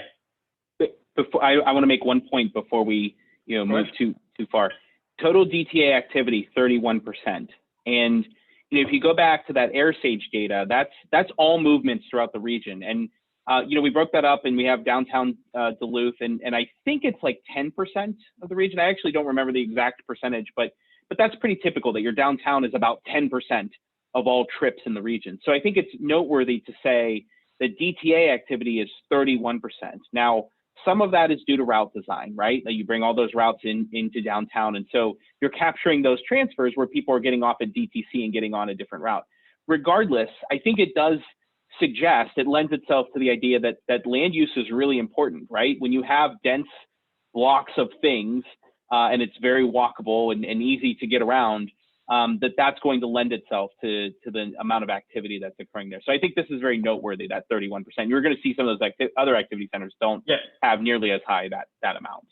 Yeah, and that's exactly right. And so we're talked about a lot of those routes coming down. There's a lot of transfer activity, but you also have those major, employment areas like essentially a health that really driving that, as well as all the businesses and things down there that people want to get to and from. And so when you look at this area, just from a population standpoint, there's a little over 6,000 people that are located just in this circle, but there's a lot of jobs located here. There's almost a little over 23,000 of jobs that are actually occurring here. So a lot of density that's occurring, and we all know that it's downtown, but a lot of high activity as well. And so as we talk about the next one here, we'll kind of see how that changes a little bit. And the next one we look at is UMD. Again, focusing on that 1 mile buffer. Population in this area is much higher in general. So you're looking at 10,000 people that live in here. So a little bit higher than that circle we're looking at downtown, but the jobs are much lower. Still of noteworthy, a lot of jobs, a lot of population, as well as 18% of the activity in the region. So you start adding these things up a little bit, right? We had 31% in downtown and now 18% in UMD. That's a lot of ridership that's just occurring between those two, areas in the system on a daily basis. Next, we look at Miller Hill Mall. Again, still pretty dense. There is a decent amount of population that's out there, as well as we are aware there is new residential development that's occurring out there. So you're going to have an increase in population. You are going to have a lot of jobs. Obviously, the mall, it tends to change over time. A lot more, other retail stores have been popping up over there as well. So we are seeing, that density there, and a little bit lower in terms of the total activity. It's not including the Walmart to the west up there as well, but there, if you add that in there, it's going to be a little bit higher. But you're seeing, a lot of ridership and a lot of density occurring here. And obviously, from those AirSage data we looked at, it's an attraction. A lot of people are going up here for shopping and retail needs as well. And downtown Superior. So downtown Superior is pretty dense. It's, has a high population rate here. We're looking at, over 11,000 people, almost 7,000 jobs occurring here. Not as much ridership as some of the other areas, but still 4% of the system is still occurring in this area. And as we show with some of that latent demand, there is some ability, we think, to grow ridership in this area as well. But again, it's very dense, a lot of jobs. This is an attraction. People need to go to and from here. And the last one we looked at is West Duluth. And so as we go in this, again, this is an area that we identified over and over again, almost 5,000 population and jobs. And this is, pretty unique. As you get in towns like Lincoln Park and into the West Duluth area, you're looking at these, it's got a good grid. There's a lot more residents. There is built up commercial and retail. There is a lot of services operating up and down Grand Avenue. So you're having a lot of transit service already. And this area is almost at 10%, about 8% is actually happening here as well. So again, all these areas have high activity, high population, and employment densities are pretty key to serving in the future. And with that, I think I'm done with my time, and I'm going to hand it off back to Matt to talk a little bit more on some of the other analysis that we did. Okay, so it's right at 3 o'clock. Thank you for bearing with us. We've got about 30 more minutes here, and we're almost done with our section here on the existing conditions, but I actually think this is pretty important, this travel time and access analysis. So I'm going to talk about that for about 15 minutes, and then Chris is going to wrap up here, and then hopefully we get to the end. If you have additional comments, maybe we can unmute everyone and talk about that. But in terms of travel time and access analysis, this is something that we did as part of our existing conditions assessment. I think this really comes back to, what I was saying about why people take public transportation, why they take any transportation, which is they want to go and do something else. And so this is a measure of how quickly they can get there and how much they can access with the public transit network in the Twin Ports. So We did this using Esri ArcGIS network analyst software. What we did is we selected a number of points across the region.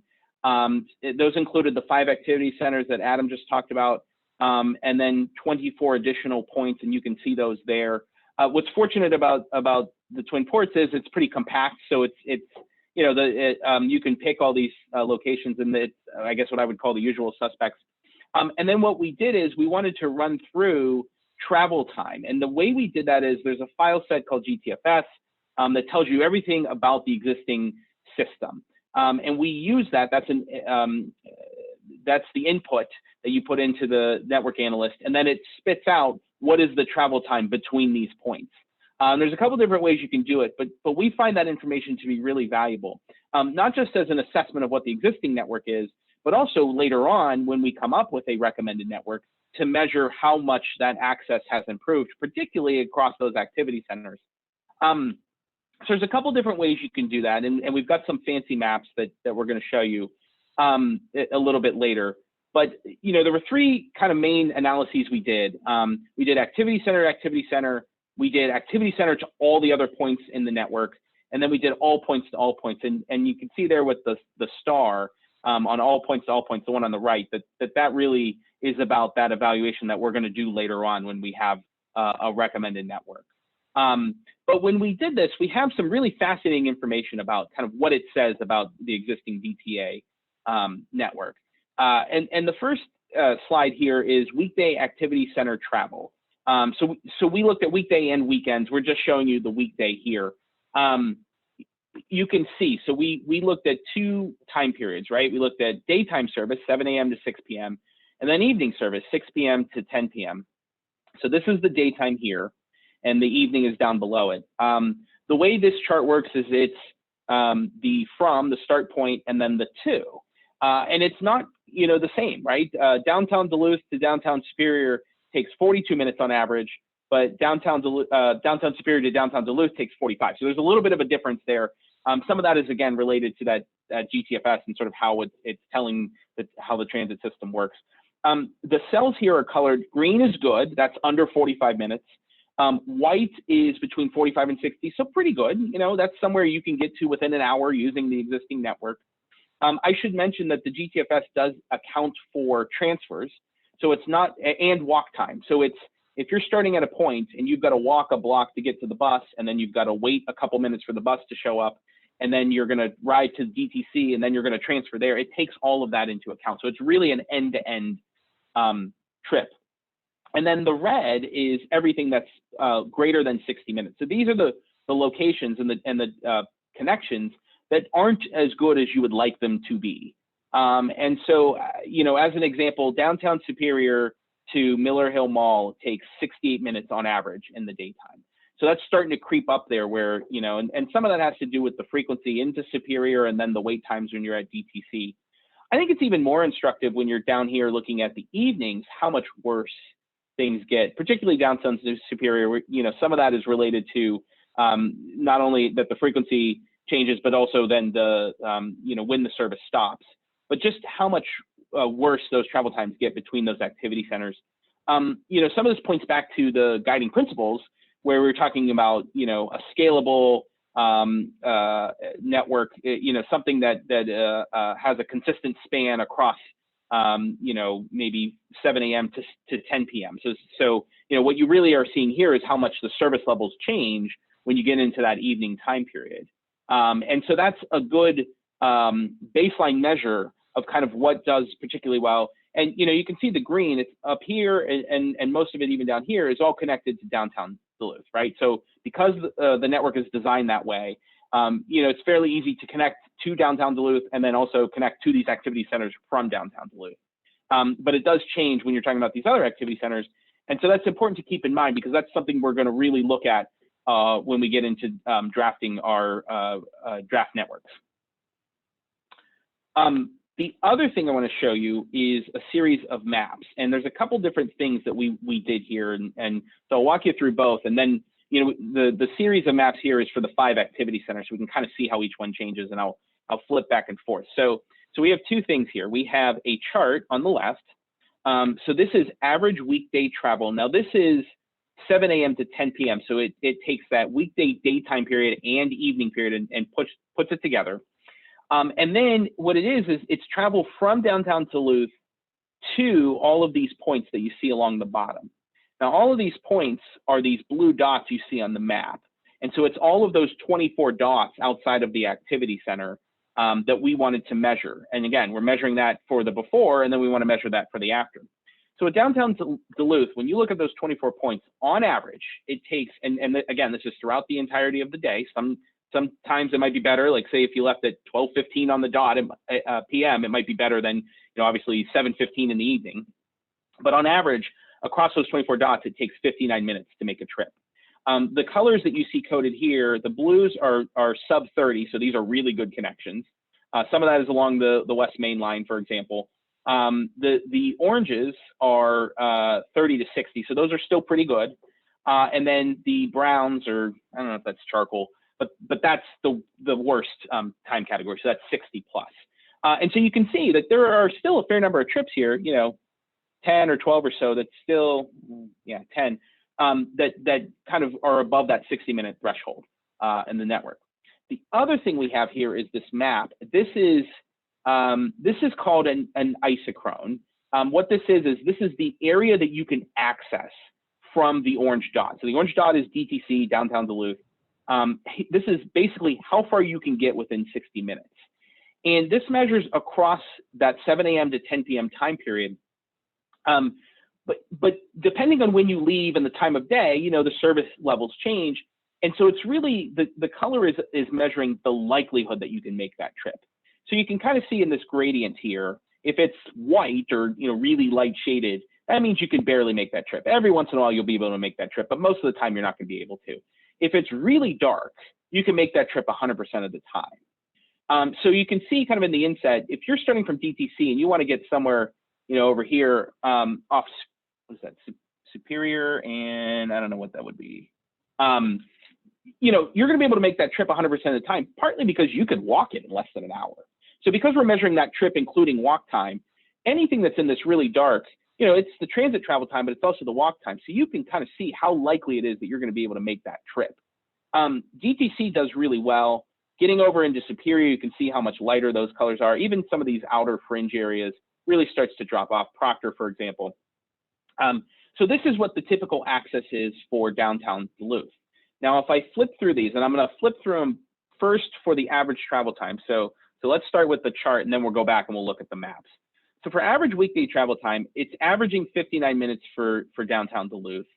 It's averaging 75 minutes for UMD, and you can see already the increase in the number of trips that are over 60. And some of that is based on where UMD is located, right? There's some dots that are just kind of on the far other side of the region that are just going to be harder to get to. So some of that is related to that. Miller Hill, 79 minutes, and you can see the number of trips there. It's kind of interesting. You get a couple that are sort of right in that 60 to 80 range, and there's a big old jump upward for some of that. Downtown Superior, now it gets really bad. Okay, 108 minutes. So practically every trip when you're trying to go, particularly because most of those dots, those blue dots, are on the other side, on the Minnesota side. So 108 minutes on average. And then West Duluth gets a little better, 68. So I think West Duluth is only 9 minutes worse on average than downtown. And then you can kind of see the spread here with the dark one. So that's the average weekday travel time. Now I want to go through these maps. I'm going to go back. And what I think is kind of instructive is how you can see the area of that average, that typical access change, right? So downtown, because of the way the system is set up, that's going to have a big swath where it's pretty likely that you're going to be able to make that trip in 60 minutes. When you look at UMD, anything kind of on the east side of town does pretty well, right? This is okay too, kind of because you can come through and transfer to the West Main Line. That seems to work, but it's pretty tough to get up to any of the retail other than maybe the mall directly. Superior is really tough. Some of these outer things on the west side. So you can kind of see how that changes. Miller Hill itself, or Miller Hill Mall. So you can kind of see, I think the access, I would say the access between downtown and then up the hill here seems to do pretty well. That service and sort of the area of access there does pretty well. I think across towards West Duluth does pretty well, and then you can see how lightly colored Superior is. So, if you live in Superior, but your job is up at the mall or at, Target or whatever, that's going to be really tough to make that connection within 60 minutes. You really are going to have to pay attention to the schedules and hope that you make your connection, whether it's at DTC or somewhere else in the system. And then downtown Superior, so you can see Superior itself is dark colored, but again, some of that is related to that walk time. And then you can see how lightly colored it is across how difficult it is to access the Duluth side, the Minnesota side. And then last one, West Duluth. And so, what we'd expect, that darkest color is going to be right around, kind of where the dot is located, and then along the main line. Things on the Minnesota side are pretty good, even over far east side. Even Superior is sort of okay, somewhat, but you can see how quickly some of that lightens up there. So typical access and then average travel times. Again, these are things that we're really interested in because this provides how useful the system is. And so by setting this baseline, and we kind of understand here's how useful the existing system is, we want to come back to you at some point when we have the draft network and be able to present to you, okay, here's the measurable change. Here's what West Duluth on average is 68 minutes now. It's going to improve to, 55 minutes. I don't know what it's going to be. And, because you're balancing all of these different needs, it may be that this chart has a bunch more orange, kind of along here, but you still have some dark charcoal color for certain trips because you just can't reach them with the dollars that are available. And so that's the next part of our process that we're going to be going through here in the spring. Chris is raising his hand. I'm going to unmute him. And Thanks, key activity center takeaways. I think I kind of went through these. Day and evening service vastly different, inconsistent all day service level. So you can kind of see that evening and daytime. And then what's the last one here? Because it's covering up on my screen. Critical to serve key activity centers. Yes, I think we're definitely seeing that 66, 67% of your activity is coming through those 5 activity centers. Really going to be important to make sure those service levels are the best in the system. I just want to mention on those maps too, those are averages and things. So not all your trips are going to take 67 minutes or whatever. You might have a morning peak trip where that's only 15 or 10 or 20 minutes or whatever. But as an aggregate over all these trips, over all the day and all this other stuff compiled, it gives us that high level view that we can measure then based on the new service stuff. But yeah, that varies quite a bit, but as a very general look, that's how that looks.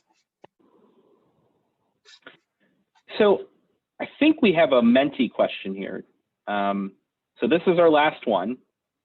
So we'll flip over, and then Chris, you're going to bring it home here with some additional slides on what comes next, and sort of, we're in for an exciting spring. So we're looking forward to the next few months here. So if I go back over to my browser, we have appetite for change, and that thing. So it looks like 13. We'll wait here. I think this question is interesting. One of the things I had suggested and we had kind of talked about a little bit was maybe asking this twice, right? You ask at the beginning and then you ask at the end. I'm not sure if your opinion has differed, but it is kind of where we are right now, which is, okay, we have all this existing condition assessment. We've done a lot of groundwork, if you will, in terms of what DTA is and sort of what's good, what's not so good, what's working well, what needs to change. And now we have to figure out what that looks like in terms of a draft network. And I should say that it is actually going to be a couple of scenarios. So the way the process is going to work is we're going to draw up a couple of different scenarios and kind of compare them and sort of say, well, what if we did this? So it is kind of a creative process as we're going through it. And that in and of itself might include a version that is less change and then more change. And so you can kind of get a feel for, well, what if you didn't do this? The other thing that is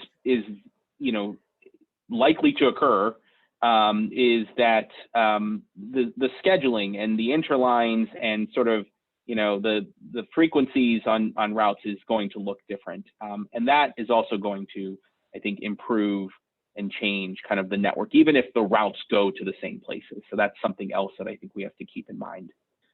So I'm going to show results here. Okay. So, and I don't know, Chris, if you you're still unmuted. So I don't know if you want to say something about this, but so we have, so very few people voted for no change. 22, actually, that's kind of interesting. Significant and some change, balanced. So some people want a lot, some people want a little, and then moderate is 50%. So I think some people are saying, yes, that something needs to be improved, updated, but we want some things to look like like we're used to or familiar with. And I think that's right. Duluth and Superior, like you look at the street grid, you look at kind of that core area and you go, okay, there's only so many ways you can kind of serve some of that. So with that, I don't know, Chris, do you have anything you want to say about this?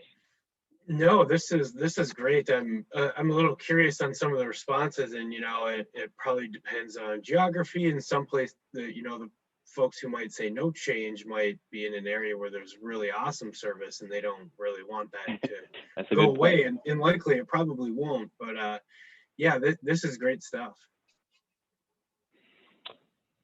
Okay, so I'm going to go back over to the PowerPoint. And we are going to go back to how you can help us. Thanks, Matt. We can jump to the next one already. So our big call to action, how we want to wrap this up, is we really want you to then reach out to your networks. We know we didn't again pull in our entire network, but we pulled in a few who then can reach out to even more. So with that, we want you to inform others and point them to different resources. We'll have a social media post. We'll have a lot of information on our website. And we want you to then direct the folks that you work with or work for and point them in those directions. Encourage them to participate and spread the word even further. And our marketing genius at the DTA came up with 500 by 5. And so what that means is we'd love to see at least 500 responses by 5 o'clock tomorrow.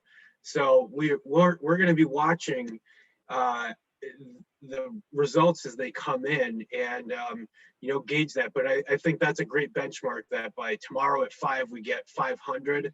Our goal is much higher than that, but I think that's a good place to get rolling within one day, and from there hopefully it snowballs into 1,500 or so and keeps it going. So with that, Matt, next slide. And what we're really asking you to do is right after this meeting, go visit Duluth Transit Authority on Facebook. And so we've posted this. This is our big announcement of what we're doing here. So if you can go in there and click the share button and make sure you share that publicly, because sometimes you have a setting where it's only to friends, and if you set it to public, it has a much further reach. And to do that, you just hit the share button, right post instead of post automatically or whatever, and then change friends to public. So that'll have a much broader, further reach than to just friends, and that way others can share your post and so on. With that, we've got a little Easter egg. You'll see it's a little hard to see on this map, but playing off of the blueprint theme, underneath it we've got a map. So try to figure out where we stole that map from, and we'll keep changing that with our promotions of different areas of the city. A little hidden Easter egg. And with the survey, we also have prizes. So we're going to be giving away a few bus passes, 31-day passes. We'll also have gift cards to the Lincoln Park Craft District. They've got a really cool gift card for that district specifically, and some gift cards to Quick Trip. So please go on there and share it. This will bring you to our website with more information and surveys. Next slide. And so here's a look at our website. And this has everything for the better DTA movement. You'll see all of our different elements. on this page specifically is geared towards the Better Bus Blueprint. And it'll give you information about the plan. It'll give you a little bit about planning principles, how routes are designed, and a little bit of that trade-off scenario and process. And then we've got planning documents, and there we will have the recording to this meeting. Right now, we have a quick summary of the key findings of the existing conditions. And then in a week or two, we're going to have the full existing conditions report PDF posted on there. So you can go through, I think it's 160 pages of some really nerdy data and maps and really great stuff that CTG has compiled for us. You could spend hours reading into it, but great stuff. And then there we've got the link to the survey. So with that, I'll let you wrap up, Matt, with the next steps, and from there we can have a short conversation. Sure.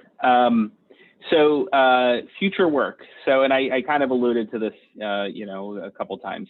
Creation of initial service scenarios. So we're gonna create a couple competing scenarios. That's going to be in March. We're going to evaluate those service scenarios in April, you know, over the next 6-8 weeks or so. And then we're going to select a draft recommended network. It is draft because we still need opinions on it, right? We're not doing this in a vacuum, but you know, so we're going to take all of our data and come up with what we think is best, and then we're going to start talking about that in the community. And that leads us to the next stakeholder update, which, you know, we didn't put quite a month on it, but we think late spring. So sometime in that May, maybe early June timeframe, depending on how things go. We would like to come back to you and talk about that process, the things that we're doing in March, April, and May. And so we want to come back and have that next conversation about leading up to a selection of a draft network, and then talk about the benefits of that for the twin ports. So with that, I don't think we have anything else. We definitely don't have any more Menti questions. I am going to stop sharing, and then, you know, we had everyone on mute, and now we want to unmute everyone, right? Allow participants to unmute themselves. So I don't know if anyone's got any comments or questions. You know, pretty big group here, 34 or so, but if anyone wants to share something over the next few minutes here before we sign off, you know, I think now would be the time. I think you're allowed to unmute yourself now. So I changed it. I'd make one suggestion. Just put your survey up on that front page so they don't have to dive down to it. Yeah, we'll move it up a little bit, and I wanted the about section to be first because I'd really like for people to get a little bit familiar with some of the elements that they will then see within the survey. So yeah, we'll make it a little more obvious. Thank you. I was just wondering, excuse me, I was just wondering about the $2 million some dollars and improvements to bus stops that are planned over the next few years. Is that the details of what that's going to kind of look like available on your website somewhere, or can anybody speak more to that? Great question. So we do have some funding and some grants programmed over the next several years to improve bus stops. But that plan, we've been doing a little bit. We'll be doing a little bit more this year and in incremental stages, but not everything has been scoped out. Not all of those plans are there. You'll learn more about it, but these are going to be living pages where we'll continuously post more and more information as they become available. Hey, Chris, Shannon asked, how did you factor in UPass with this data? And I'm not sure what with this data means. So in terms of ridership, so a lot of this data, that's a good question. I'll try to answer it if I get it. Yeah, so we get data through a variety of different ways, and most of what we use is data from counters on our bus. So we've got counters at the front door and back door. So we get a lot of great data of down to the very bus stop where people are getting on and off. From our fare box, we do collect ridership data from certain pass types. So that's where we know who are UPass holders is when they swipe. We get ridership numbers right from them. Chris, can I clarify just a little bit? I guess where I was going with that is you have a large population of riders that have a pass to get to where they're going. And to me, that would skew some of the numbers in terms of use and so on. So how do you square that with other areas of town that may not have pass programs or availability for those types of programs? And it seems like it's more heavily weighted then. And that's where I was going with that question.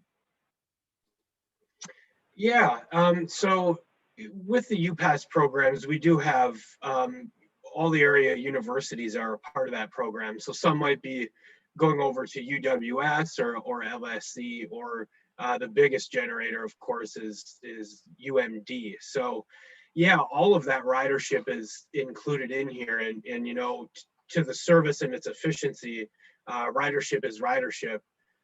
We do have other pass programs. In St. Louis County, for example, it gives out passes to a lot of different populations. So, and not all those of where they're going, we're not sure. And you know, a lot of these students and residents who go to these areas are all over the place too. So.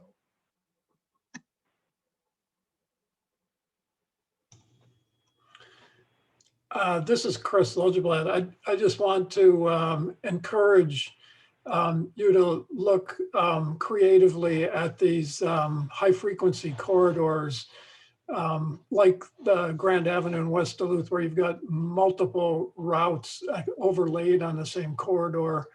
And, you know, so theoretically, the trip from Gary New Duluth to downtown takes a really long time, but somebody in the middle of that corridor can benefit from that Gary New Duluth bus, as well as one that's just going to Spirit Valley. So, you know, I'm kind of interested in how we could optimize those corridors so that we get more frequency on the corridor and less, and the appropriate level on the branches where the service level on the branches is low. And that's, you know, not just the Grand Corridor, but that seems the most obvious one to me. And so I'll just say that I was one of those people who voted for a significant change, because to me, I guess when I look at how routes are interlined and everything, often that's what really limits your ability to get creative. And I also recognize that that's part of why DTA is operating very efficiently. So, you know, sometimes you have to break something in order to make it better. And that's kind of where I'm coming from.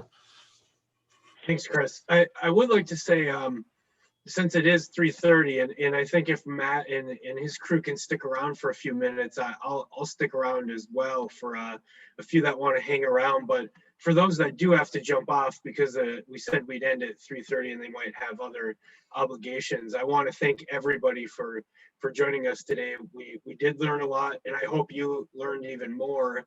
And please go out and share this opportunity for the survey and some of our information with your populations and communities. So huge thanks to all of you for joining us, and keep an eye for follow-up emails.